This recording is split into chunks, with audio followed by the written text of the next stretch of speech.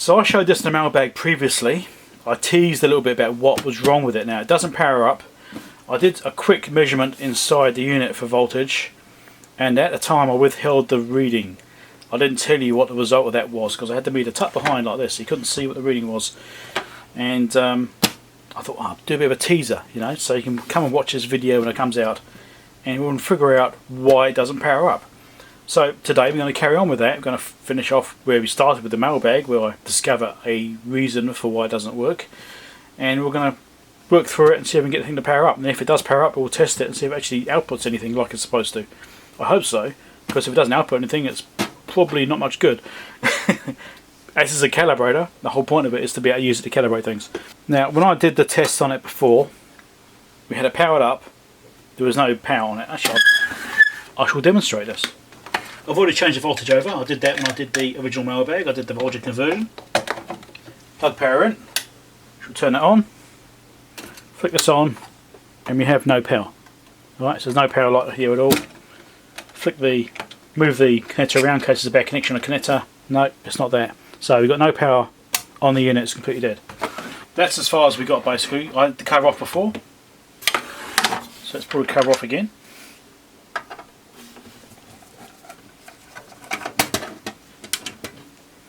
One screw, and that's it. It's pretty easy.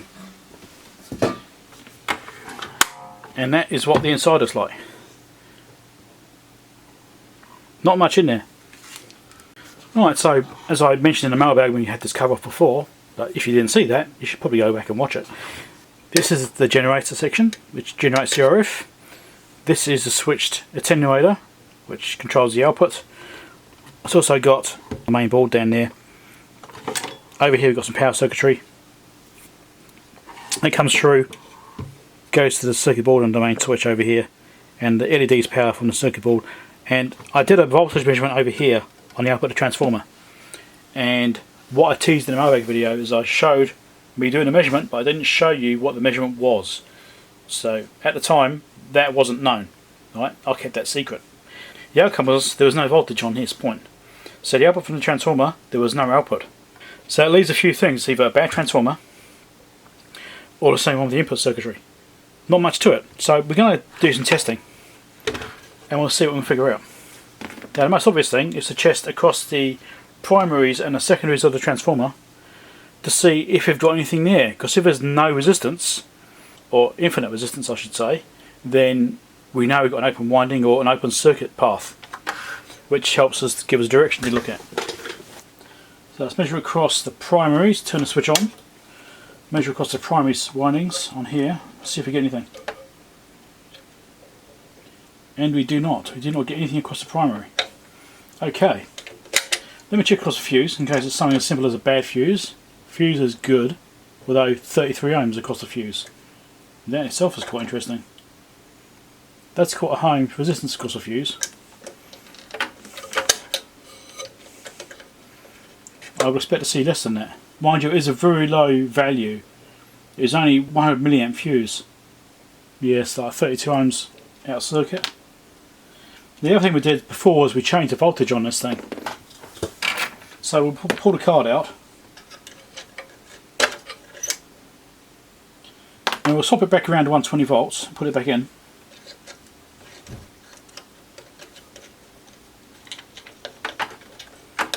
Put the fuse back in again. I mean, we know we should be getting at least 32 ohms.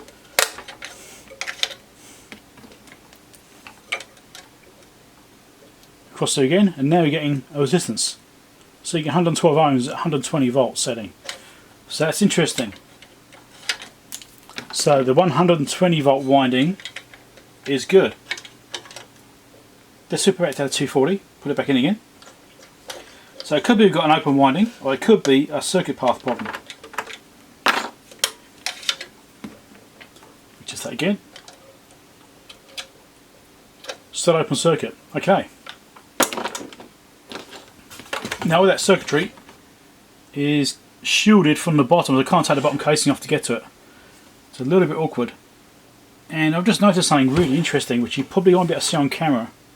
In there, you can see, I can point to it as well, there's the earth terminal there, live and neutral. off that socket. You see that jumper wire coming across here? It's actually rested against the earth terminal. There. It's relying purely on that little bit of insulation on that wire to not short out to earth. That's probably not the best, is it? And that's factory. I think you'd put like a little gap in there or something, wouldn't you? So I was taking off the little shield which is inside here, around the 240 volt section. Hopefully I'm taking it off anyway. There's one screw. I think there's another screw on the bottom of it as well. Take that one out. And we'll take the bottom cover off, and it should give us better access to the terminals. Because it looks like there's a issue with one of the windings on the transformer potentially. Or it could be the switching circuitry. Shield out. See, there's a shield. Flip it over. Take the bottom cover off and you can get to it a lot easier then. Rather than trying to work around stuff and try and squeeze my hands in there. Just far easier to do this. Now we've got access to all of this stuff. Right, so we've got the lettering on here as well. So this is obviously the switching where the card comes in. Also jumper through this lot. And these are all the primary windings on this side which go in. And these are the primary windings that go back out here. F and N, I have to look those up and see what they go to. Also got this other one here which is B and J. Is it J? H. B and H. So there's two windings here. B and H, F and N. Let's look at the diagram for that. Well, this red and black and yellow and black cable, they're one winding of the transformer on the primary side. Now that's going to D and K. Now according to the diagram though, that goes to D and F. That could be part of a problem. But anyway, we'll check across those two, see if we've got a resistance there. We do, we have that winding. That's showing is basically a short though, that's interesting. Let's turn this switch off. Take the power switch out of the circuit. Yeah, so 0.36 ohms, that's basically measuring as a short. I expect to see a bit more than that for primary winding. And the other winding we want to look at is blue and black and white and black. Purely black is that one.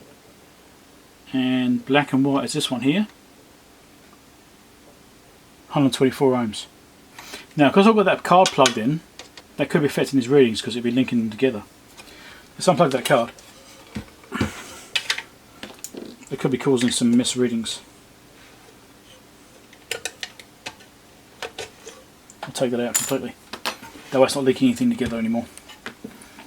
We'll check it again. So if you go between those two, there we go, now you've got 110 ohms on those two primary windings. Well, that particular primary winding, which before we get in the short on. So that's shorting out the primary winding. Yeah, that's not good. And what's the other one again? So that is D and F, which I just measured across. Was it? No, sorry, D and K I just measured across, which is the red and black and the yellow and black. And the other one is supposed to be blue and black and the blue and black and white. So blue and black is blue. Black and white is the other one there, which is 146 ohms, and the black wire is 22. Okay, so that should be 124. Yep. Okay, so that's this black one's the center, which is what we expect. So the windings themselves are okay, but that shouldn't be shorting out a primary winding with this. So after looking at the diagram, it looks like this transformer has been incorrectly hooked up to this PCB based on the labelling alone. But also said that primary winding, that side, which was shorted out with that card installed in 240 volt setting, that cannot be right, because you should never ever short out a primary winding, even if that winding is not being used, because it's still going to have a voltage and power induced in it from being inside the transformer. So that's a big no-no. So I think, based on the diagram, the labelling on this, and that measurement I took across that primary winding, that this is incorrectly connected up. I'm certain of it. So I'm going to go through now and just check each one and see which ones are going to the correct places and fix the ones which aren't. So after much messing around and confusing myself for some reason. I don't know why, it's not even that complicated, although you think it was. The wiring on here is wrong, so that when the 240 volt jumper is in, it's shorting across one of the primary windings, which is between the red and white, sorry, the red and black, and the yellow and black. That's one of the primary windings. They are being shorted out. So that is currently on the K. The black and yellow is on K, and it should be on F. But F has got this other wire there, because that is supposed to be somewhere else. F is supposed to be on L. So this, pull this off, though they're actually linked together anyway. Might have to get a bit of a pry up with this. Maybe I can get in there with it. Come on. This is really, really tight, which is a good thing. So I'll put that onto L like it's supposed to be. Those are really tight connectors. That's nice. As long as I can get them back in place anyway. So that's now in L. Well, white and blue are still now in L, so that's now good. So you need to get the black and yellow, move that onto F from K. This could have been wrong for its entire life. So, see if we can get in here with this one. That's that one. Put that onto F.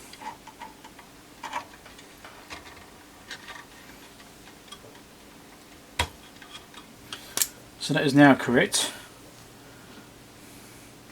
The other discrepancy we had was C and was it J were swapped over. It's not a big thing, but I'm going to swap it anyway. I'm going to put that how it should be, just so it matches the diagrams. They're linked together on the circuit board anyway. Electrically it makes no difference, but just for the aspect of making sure it matches the circuit diagram, if I get the thing priced off, then I shall swap them. If I can get the thing lifted up, there we go. Push it onto the other one.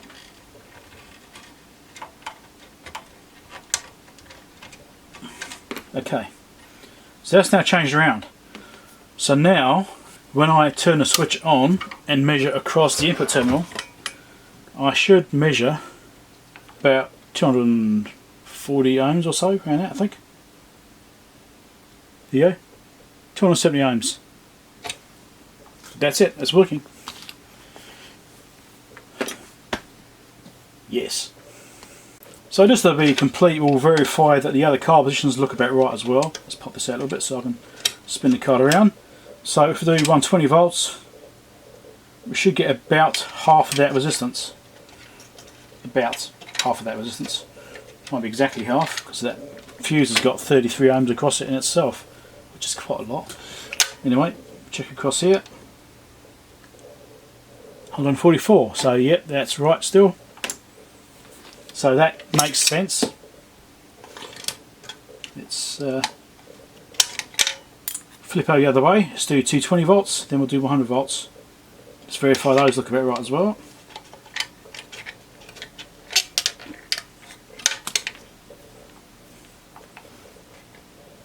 $292 ohms, yep. And then the 100 volts should be the lowest of them all.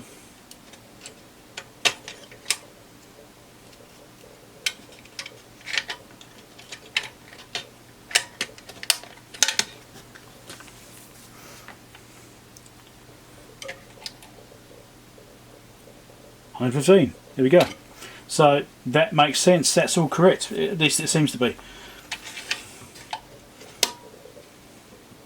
So we'll put this back to 240 volts. We should be powered up, I reckon.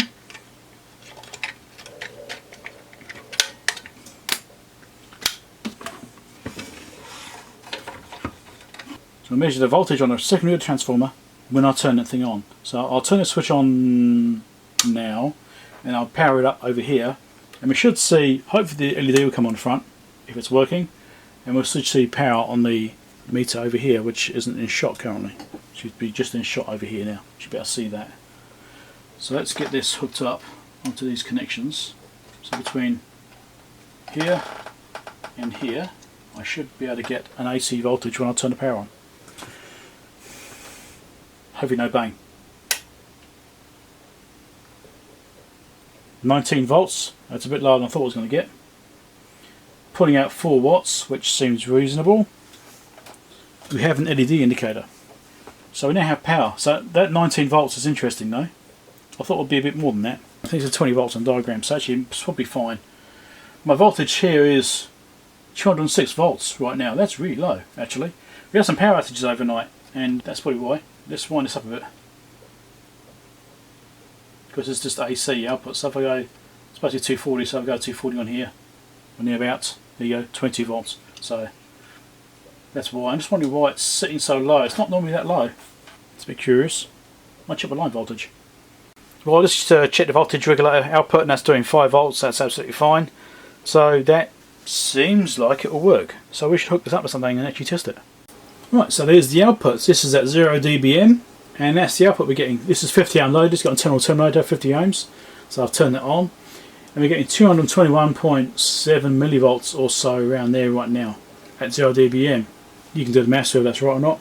And I've gone through various stages. I've checked each switch position, gone through each one, and they're all producing output. And so the switch itself seems to be good. I mean, there's a bit of jumping around there as I'm moving it slightly.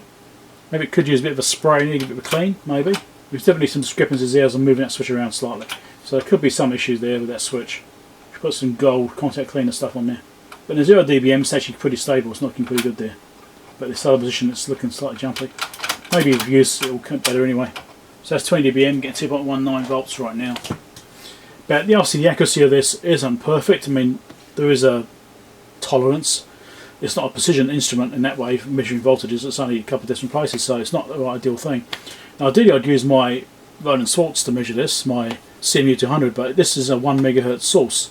I can't measure it with that because it only goes down to 10 megahertz, which is a shame. You know, that would have been an ideal thing to use a spectrum analyzer on it and actually measure it that way much more precisely. Now I do actually have a HP spectrum analyzer, but it's out in my other lab and it's all set up out there with other gear stacked on top of it and stuff like that, so it's a bit hard to bring that in. So maybe one day I'll get myself a nice Siglent spectrum analyzer. You know, I'm very tempted to get one. It says A series ones. It would be really nice to have one of those units if I could fit it on my bench anyway. Maybe that's one of my next investments. Right, so I've fished out my Boonton 25A power meter. This unit I've repaired previously. I did a video on this. I actually did a live stream too. So there's some information about this as a video showing me repairing this thing in the past. I'm not 100% sure about the accuracy of this because it is a repaired unit and I've never had that verified properly about its accuracy. But I've got no reason to doubt it. So what I've done is I've just got the power head on here, this sensor. It's an 18 gigahertz sensor. So I've done a calibration on this. It's set at 0 based on that reference there, so 0 dBm. If I change over to watts instead, we see a microwatt reading on here, which gives you a bit more resolution, I suppose, in that way. Alright, so we're doing 1000 microwatts at 0 dBm. That's what we're getting with the calibration set with this right now. This is basically excluding any cal factors, because the cal factors in this thing only goes like 1 gigahertz, 2 gigahertz, 3 gigahertz, so on. And this is a 50 megahertz output versus a 1 megahertz output. So I've got no information about cal factors with that difference, so I'm just going to have to assume they're the same. So it's a relative measurement. So I'll stick it on here, and all we're trying to do is verify that 0 dBm is correct. And as we can see, we're getting 998. Now what I was found though is by pumping the switches around, is I was getting some slight differences sometimes. It's got a little bit of settling time as well. So I think the switches need to clean. See, it's just changed then. Back up to 998 again. Alright, so I think the switches need cleaning.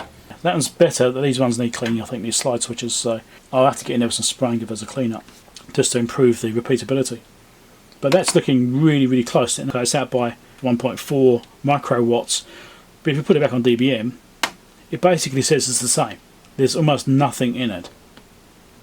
So the output from this looks accurate, and it basically matches what the output of this is doing, so that's a good verification. Don't forget to subscribe, give a thumbs up if you like the video, hit the bell icon to get notifications about new videos. Hopefully you'll get them. That was a nice easy repair. It's quite an interesting one, unusual fault. At least it seems to work, which is great. Make sure you subscribe for more videos like this one. Catch you later. See you next time. Bye.